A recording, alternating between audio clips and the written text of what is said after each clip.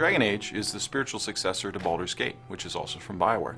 First off, it's got tactical combat that feels very similar to the way that the tactical combat worked in Baldur's Gate, except in Dragon Age it's full 3D, so you can pull the camera back and you can adjust it around and have full control over the experience. Pause and play as well if you really want to direct the actions of your party. The story and the narrative, the dialogue, the way that flows is going to be very reminiscent of Baldur's Gate, so fans that love that kind of storyline are going to enjoy Dragon Age Origins as well. And the team is the same. A lot of the same members that worked on Baldur's Gate, and Neverwinter Nights, and Knights of the Old Republic, and Mass Effect, Jade Empire, some of the great games that you love from BioWare are working on Dragon Age Origins. I think the world is going to feel, really reminiscent as well. The dark heroic fantasy. Baldur's Gate you had a taste of that in that game. We're taking it to a whole new level in DAO. And of course it's from BioWare, so it's the next fantasy RPG from BioWare, and we're going to make it our best game yet. I'm a fantasy role-player game from way back, and Dragon Age Origins is exactly the kind of fantasy role-playing adventure that a gamer like me has been wanting for a number of years. We've got henchmen that are so well realized. You want to talk with them all the time. You want to get their stories. You want to get their reactions to things, and they'll give it. They'll give their opinions. They'll give their reactions. They may yell at you sometimes. And of course the romances, you've got all the combat, you've got a huge story that I haven't seen since Baldur's Gate 2, and I love Baldur's Gate 2. The world that the writers have made have just so fully developed, just the history and the religion and the politics. It is not a full notion.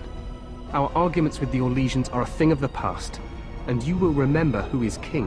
When you actually become one of these great heroes and everything like that, you have all these interactions with all the different cultures, and you get to make choices based on how you are, not on how the populace is, and you actually have some sort of an influence on that. There is a certain amount of darkness in Dragon Age Origins that that players will be subject to, and it's not always clear cut as to how you should respond. I don't suppose you have a bit of kindness in you? It's interesting when you sit down with the folks and they compare what we did back then in the Baldur's Gate days to what we're doing now. It's amazing having that, effectively, that connection back to the game. I think that's in many ways what forms the foundation for being the spiritual successor. And really taking it to a whole new level, like the sort of the next generation interpretation, and bringing it to a technology enhancement and making the tools better. It's got user-generated tools and a whole bunch of cool things we're adding to the experience that enhance what we did in Baldur's Gate in Dragon Age Origins. There's just so much to do, so much to see, so many people to talk to, and it's just a beautiful world to play in. In many ways, return to BioWare's classic past. A lot of the gameplay players will see is very much like we used to do in Baldur's Gate, like the very carefully choreographed combats. They're almost like a chess match, which you have to figure out and try and solve. So it's really it's a very intellectual and exciting game at the same time. It's something that you don't see in other games right now. The industry has moved to sort of different areas, yet there's still a ton of people, ourselves and folks at BioWare and lots of fans that want that traditional style of gameplay we did in the Baldur's Gate series. And Dragon Age Origins brings it back in a great, super high-tech, awesome presentation.